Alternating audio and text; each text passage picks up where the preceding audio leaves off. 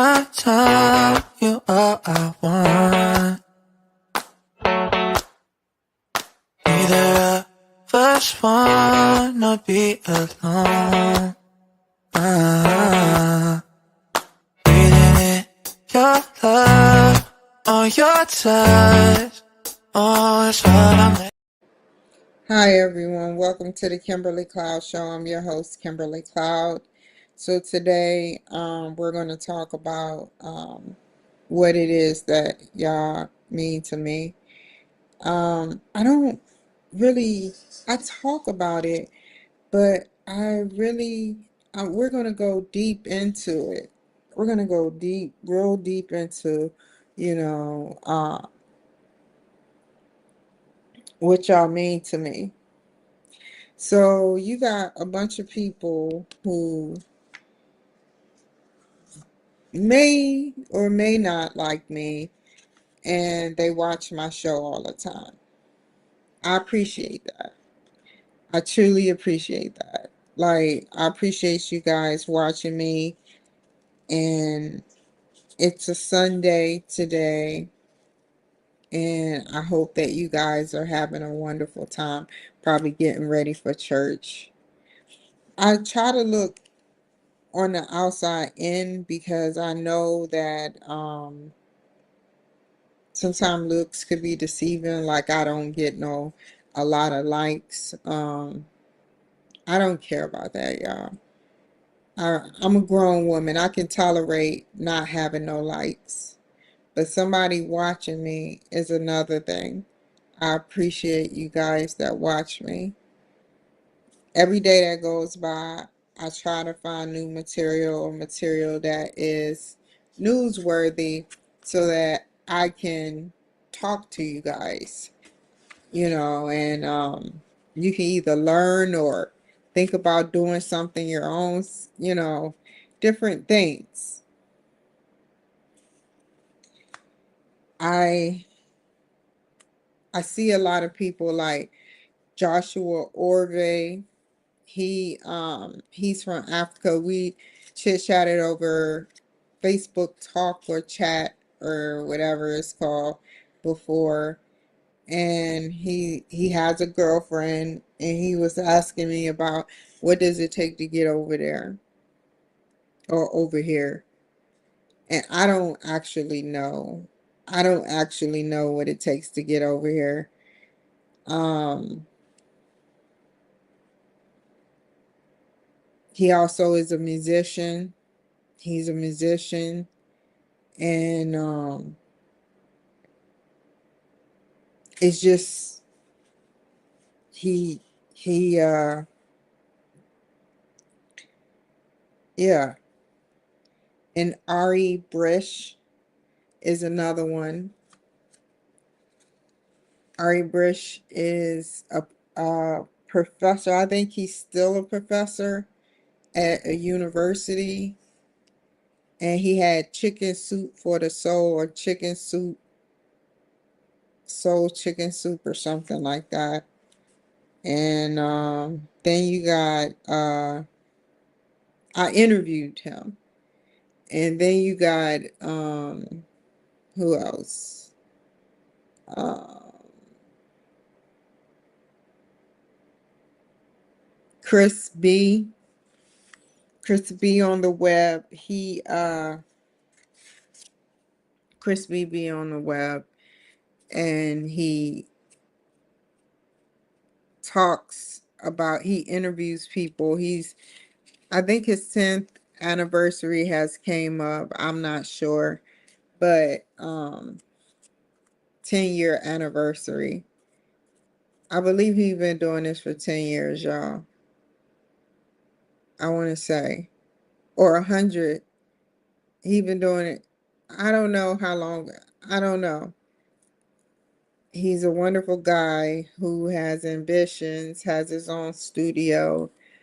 I can't even say I have my own studio. I just have a space.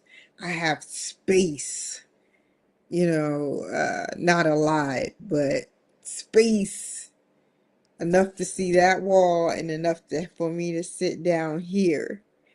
And then over there is the room, because I have what is it? A not efficiency, but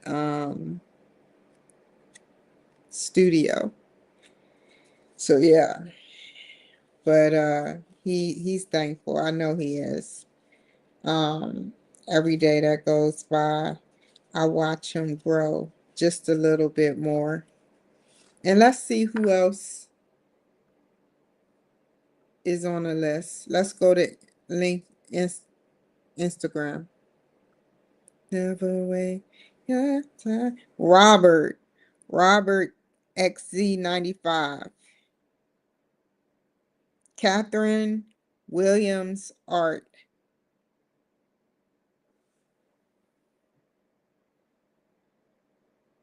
Stephen Joseph Author. KBJMA. Joshua Obara Poor.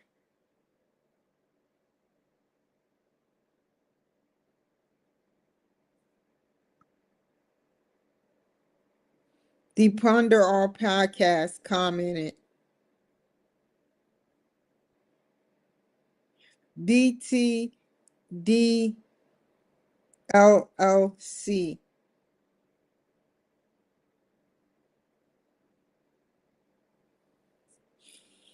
Yeah.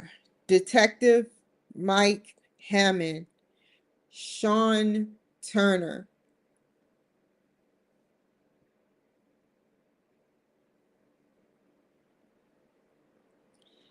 I have a story behind Detective Mike Hammond too. I interviewed him. He's a ex homicide detective, and that was a wonderful interview. It was a wonderful interview.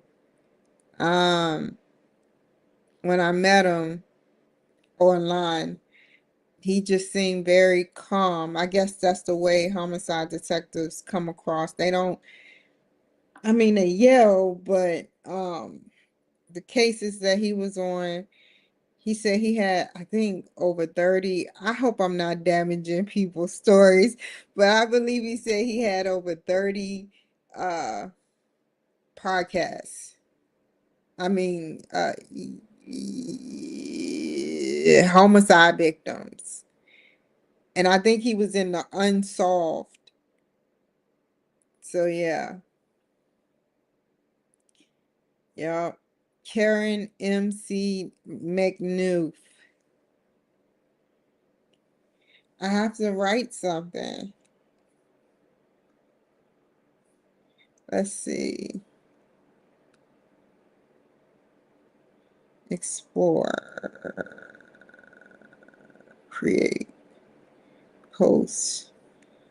Drag photos and videos here. Oh, where's my commercial at? That's the old commercial. Move that to trash. Move that to trash. It's on the documents. Yay!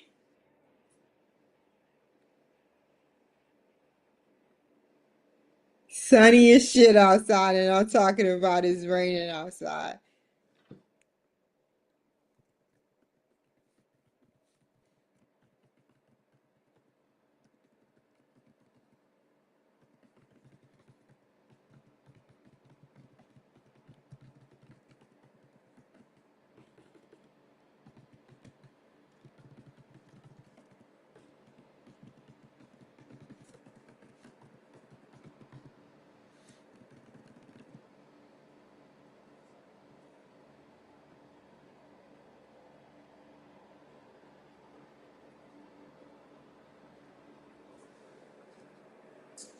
Come on, share, damn it.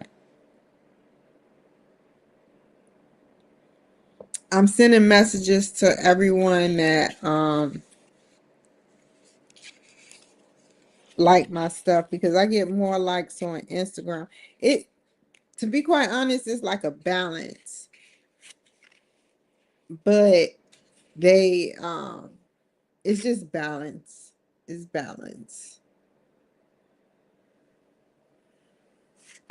You gotta have balance. Okay, I'll wait. I'll wait, Instagram. I know you're doing what you're doing. But like I was saying, man, you all are amazing people. Like seriously. You all have a either have a job, have a life, doing something. If alone, have a dog or a cat. If no animal, feed the birds. If no bird feeding, you're not catching yourself right. Don't ever get depressed of being alone. Sometimes it comes in waves. I have to admit, sometimes I feel alone. But as long as I have people out there that are like supportive, and I know that they are supportive, then I will, keep doing what I do, you know.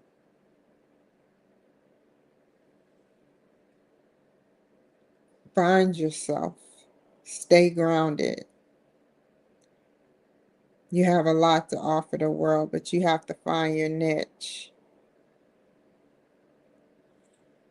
I think single people have it the worst because they're fully independent. Single people are fully independent and they're not used to having it. Like for instance, when I've had guys not open the door for me, like actually drop the door as I'm reaching out for it.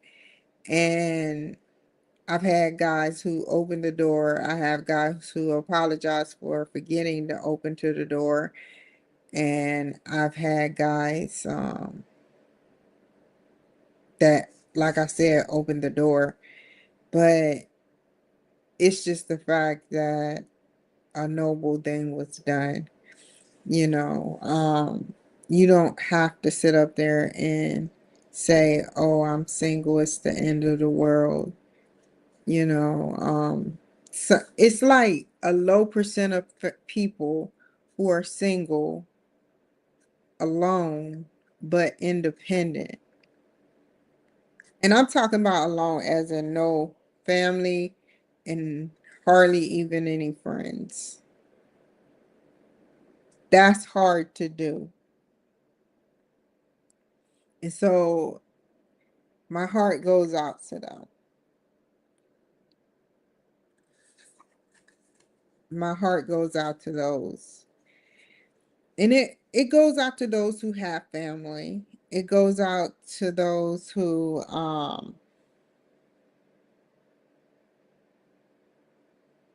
have minimum family, have maximum family. You know, all I'm saying is that is the most hardest thing you can do is take care of yourself. Like I can play the blame all day long. I can play the blame. Other than that, I just want to say I love you guys. Thank you. But other than that, I just wanted to say thank you for the big shout out. Thank you for doing that. But I can sit here all day and act a certain way, like blame everybody for my problems. I can sit here all day and blame everybody for my problems. But you know what? When somebody come in your life, you have to see if they fulfill your Zen, your Zen, your Zen, or if they don't fulfill your Zen. Because if they don't fulfill your Zen, then you're stuck blaming somebody and going back in circles and circles and circles. And that's how I feel, man. That's why I don't allow anyone to get super close to me. I don't know why I've been like that. I may seem open like a book, but I don't allow anyone to get close to me. Super close. And I think everybody has that right. That's my selfishness. But I do say thank you and you're welcome. But I don't allow nobody to get close to me because then I won't have to go in my feelings box and put everything out there on the line. And it's made of glass now. My feelings are made of glass, and somebody comes along when they feel like it and tell a lie. Bam, one of my feelings are hurt and it's shattered. It's shattered. That feeling you will always remember. That's why it's so hard to get over things when you're mentally involved versus physically. And it both mentally and physically get involved too. But you just bam, lie, bam, glass. That's why I don't do it, because when it hurts bad. That's why I wouldn't allow myself to sleep with somebody with a girlfriend or a wife, because it happened to me. I've done it before at a young age, and it doesn't feel good. It doesn't feel good to be lied to. And that's what I mean when I say I won't allow nobody to get close. So I can have my feelings um in the box, like lit up in a good way, you know. Um I I don't know. I'm independent in that way. If I allowed if I allowed the little things that happen to me that are bad, my feelings to get involved in it, I would be back in jail. I would be back in jail. Like seriously, if I allowed um my relationships, my me going out for leisure time, my uh what cleaning up, even cleaning up, I would be back in jail. And I laugh it off. I laugh it off. I'm like, this, I say to myself, I be saying to myself, I be like, this could really land me in jail if I pursue this. Because I know people be doing things purposefully, but hey, I'm not mad, man. I look at things in a more logic way, but I know people that'll let their feelings get out there. It takes a lot, you know, and if it bothers my work, if it bothers my housing, if it bothers my car, then we have a problem. That's what affects me the most is my housing, my car, my job, my well-being, my self-actualization. If any of that gets jeopardized, then I'll have my feelings on the burner. And that does not necessarily mean I'm going to hit somebody. That just means that now I'm worrying. I'm in worry mode. I'm like, oh my God, how am I gonna play this car note? Oh my God, somebody did something to my car. Oh my God, somebody did this. Oh my God, somebody did that. And that's why I don't do that. I don't know. I give it to you guys. It actually clicks. You get around people, you like, hey, I'm hanging with my friends right now. I'm like, okay, that's what's up. Don't get me wrong. I still have people. I used to be around like five or more people at a time, but we didn't have any pressure. It was just, I don't know. So when y'all hang out with y'all friends and family, you know, um, I guess, I mean, there's dysfunction in every family. You always got that one offish uncle or one crazy aunt or a couple of them. You be the judge. it's just, like I feel very, very independent. I just don't need people letting me down.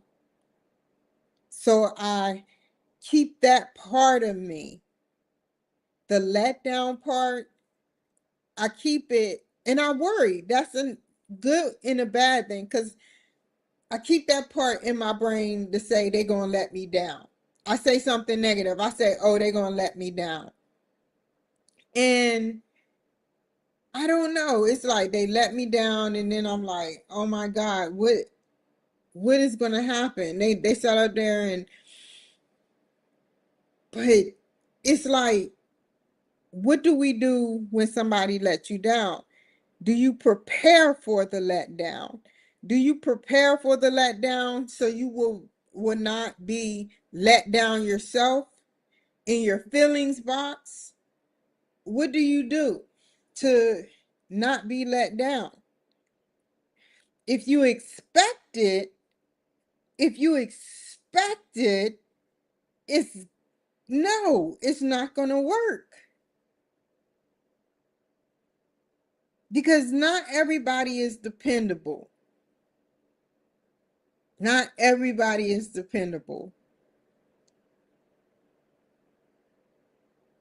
That's all I'm saying.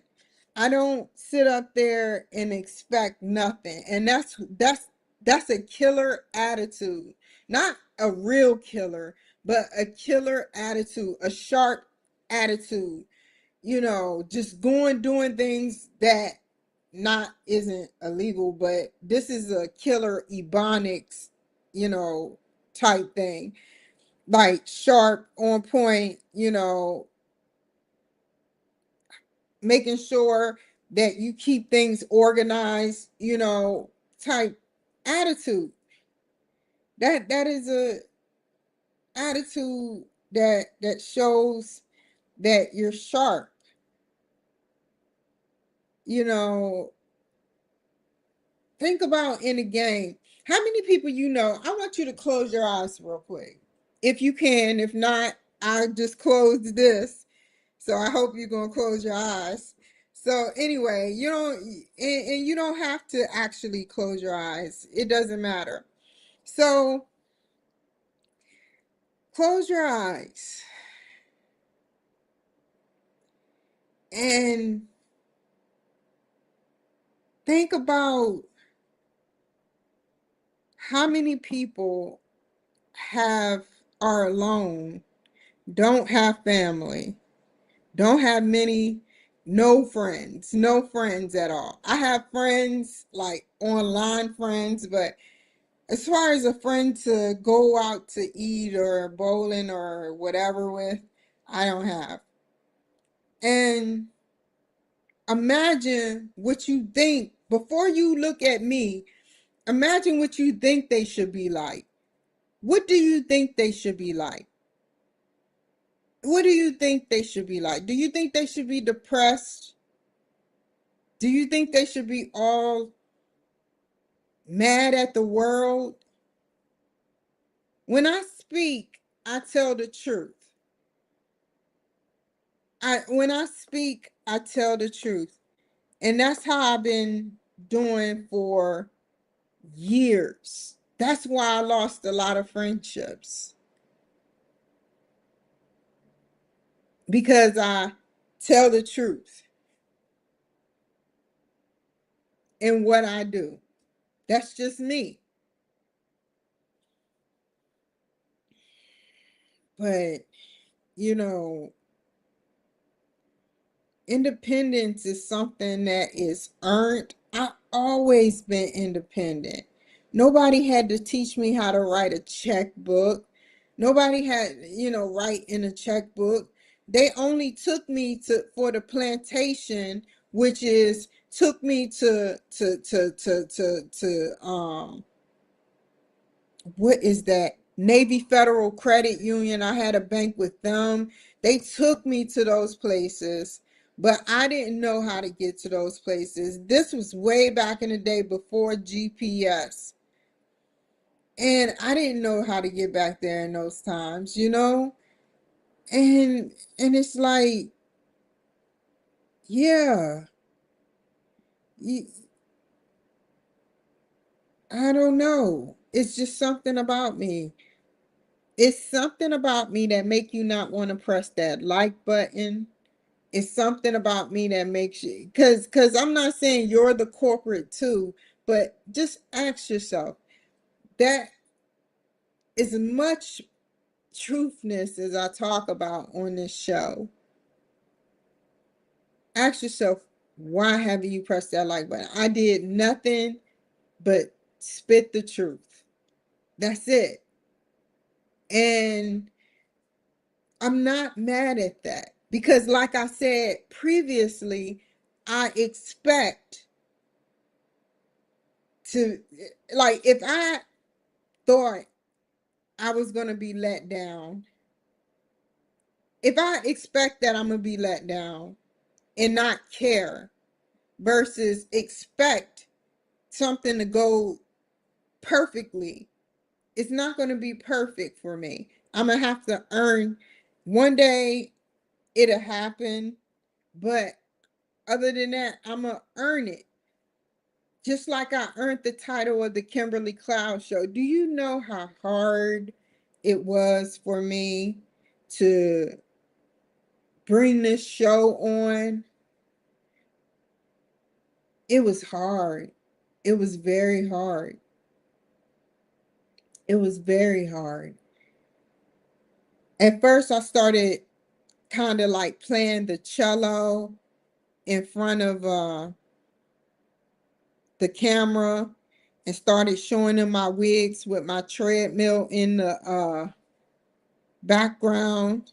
And I would start buying slabs of I would start buying slabs of material to make a background with the wigs. Go to the Kimberly Cloud Show 38 on Instagram and you will see.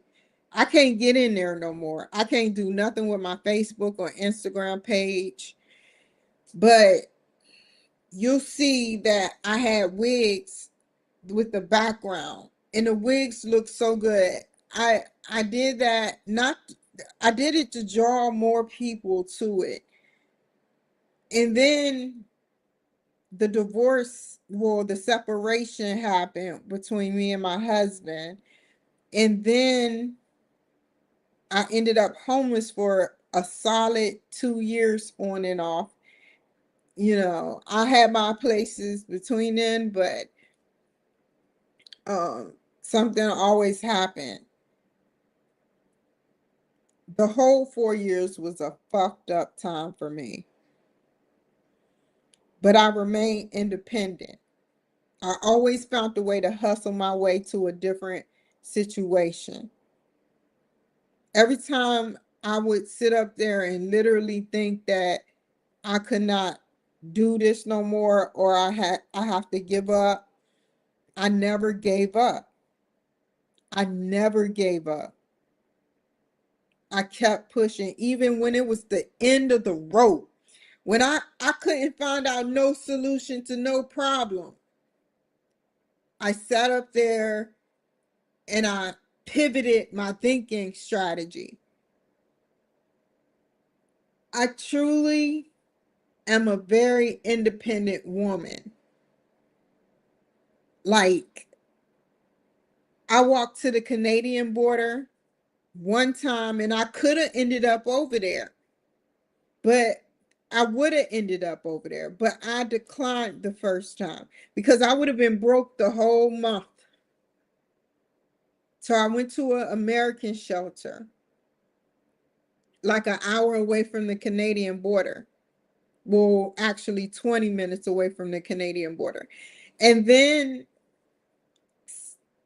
it started happening. People started acting like I started hearing Santa Maria, Santa Maria. And I'm like, oh my God, it's no way I could be known here. All you have to do is take a picture of somebody and look her up. Look me up. Some people do that. And somebody purposefully left feces in the toilet. And I said, no, I'm not taking a shower like this. This is just trifling. And I had the worst situations. And you would tap out if you were in the situations that I was in. And that's why I thank God that the Army taught me well. You know, the only thing they didn't teach me is how to fuck the throw a grenade. I think they passed me anyway on that shit. Cause I used to be scared. Oh my God, to make a lot to do throw a live grenade. Oh my God. That was crazy, man. You take out the pin, boom, grenade, whoa, and it was like, oh my God, I had fun. But independence, man, is something that I have done. Independence is something that I have done. And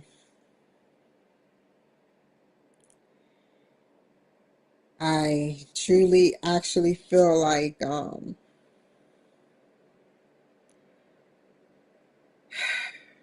will always be independent. I will always be independent.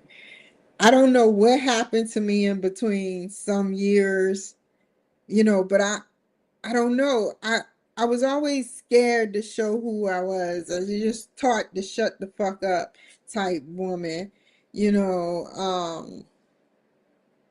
And that's probably another reason why, I always shut up, I tried to tell people how I was feeling, that's their fault that they did not listen to how I was feeling, at the exact moment I had of my relationships that I had in the past. I always try to tell them, but I guess I wasn't on their level, or they're not on my level, you know.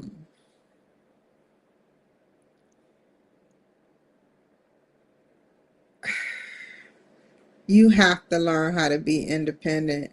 You have to have friends, yeah. But my storybook isn't the norm.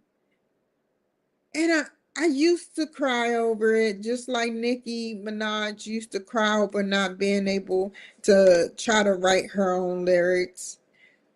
People cry over stuff, and I used to cry over it. It did affect me at one point in time, you know? But that was a very long time ago. The only thing that I say that I feel is I twisted it around and pivoted it. I actually am happy for those who are in relationships and have friends. I'm actually as happy for those who are in relationships and have friends. That makes me happy. But that's not the story that comes with me. I want friendships and relationships. There's nothing wrong with me. There's literally nothing wrong with me. You know, no, there's nothing wrong with me. I've been through stuff, but who hasn't? And I interviewed a judge that used to be on meth. So don't don't believe that. I don't want you to believe that there is something literally wrong with me. Like, I'm not perfect, but I'm perfect. And you want to know how I know that? Being perfect isn't about perfect. being perfect, being perfect is about going through things and never doing them again. Never doing them again. Sit up there and learn. It's about learning. It's not about going through the least amount of thing. It's about learning.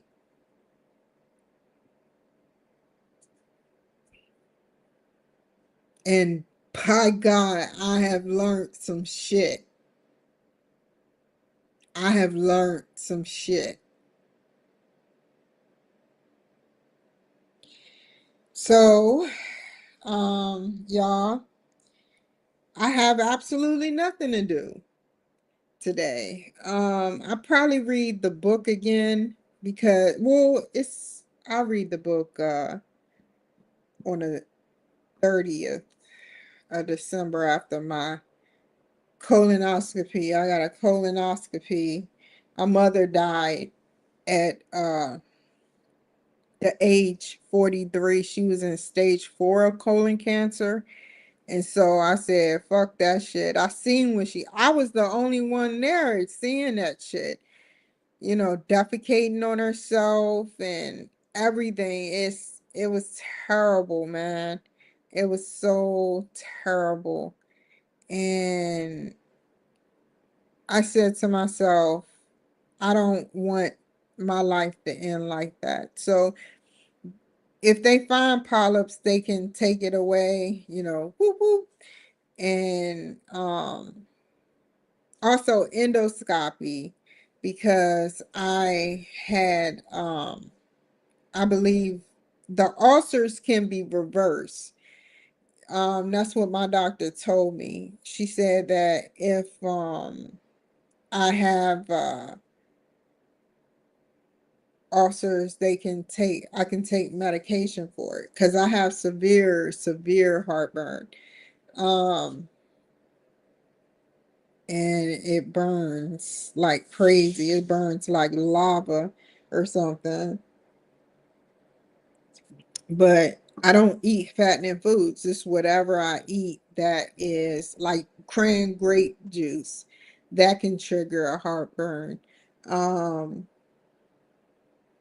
just different things can trigger a heartburn. And I keep some over the counter heartburn medicine to cope, like if I already took my medicine that my doctor prescribed me, which is a very high dose of whatever, I don't know what the name of it is, and I still have heartburn, you know, I know. So I'm glad that I'm getting that taken care of. That's the only thing that's wrong with me. So yeah, I I truly feel like not expecting, I mean, not expecting. Like for instance, yesterday I was talking to this young whippersnapper. I wasn't gonna hire her because she is 17, and there's no way she would want to stay. But I already saw through it. But I was like, can you give me some references? And she was like, beep, beep, beep. I said, what? We had a long conversation. Well, not a long, a short, but doable conversation. She said she's 17. She want to get her head, just get her life, on track. And I was like, okay, can you give me two references, which means that could have been your mom and your dad. But then she hung up. So I was like, okay, I don't know what to say, you know. Yeah, everything is already packed. What I'm gonna do, like I said, since I'm pretty sure they got that hanging mirror, that extra mirror in the bathroom. Even if they don't, I'm gonna bring the mirror with my mirror with me. But I am pretty sure they have that hanging mirror in the bathroom. I'm gonna clip all my ends, and I bought some clippers to shape up my hair because y'all remember how short my hair used to be. And I need to find some type of oil to go on my hair. I got grease, uh foaming, I got foam, I got even a pink moisturizer. Y'all black women remember that shit? Pink moisturizer. I forgot what you call it, man. It used to be in that hot pink. You know, it's still a little hot pink, but they toned it down a notch and made it the round smoother. You know, pink moisturizer and shit. I got that. Man, my mother used to use that shit. I used to be like, damn, mane and tail. Lord Jesus, help me. So, yeah, um, pink moisturizer, man, that bring me way back. When I seen that, this is how I seen it. I was in a wig shop and I was getting some wigs. And I turned around. I never look at the products, what's there. I just it's just there, but I see it, but I don't read it. I see the bottle, but I don't read it. And I've been out for almost a year now. And yeah, so I look because I was waiting on a wig. You know how you start looking around, waiting on somebody to come back. So I'm waiting, and I look, and I said, "Oh my God, my mom used to buy that. That's some good stuff." So I bought some. I bought some. I love those type of memories, you know. And another thing, like my mother, the colon cancer thing, she's with me in spirit. She's with me in spirit, you know. That's how I feel, man. Because she knows that, when she left, a piece of me left. But I'm here, but a piece of me left. You know, I mean, spending 15 years, that's a very short time. That's a job. That's a job. People was like, how long you been on a job, Bob? 15 years. You know, that is a job. And I don't remember every single part of it, but I knew what she was trying to do. Um, Nature has its moments when I'm ready to die or pass on, I will. But had this woman not expired, I probably would have been uh pregnant. I would have got pregnant. Had me not had my abortion, I would have never gotten to the military. I wouldn't be here at this very moment. This is nature. This is how nature works. It works in layers to get to the seed. One day I'm going to expire, but my children are here. And one day they will expire. But their children, if they have any, will be there.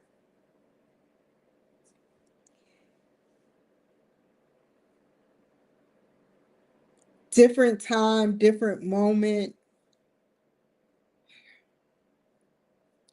different time, different moment. Had I not had an abortion, I would have been in a project house, apartment projects, not knowing that there's more out there for me. And I would have missed out on a opportunity from the military. I don't say go and have an abortion. I don't say this is my story. And I can say that I forgive myself for having an abortion because I wasn't all the way awoke. And it was meant for that to be that way.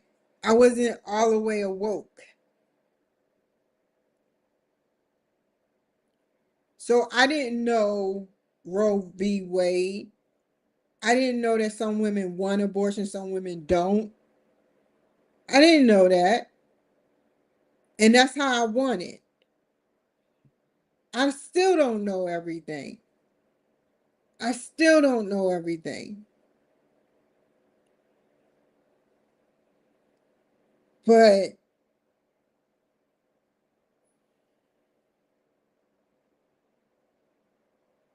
I'll leave it at that, y'all. But I'll see y'all in a little bit. Never waste my time. You all I want.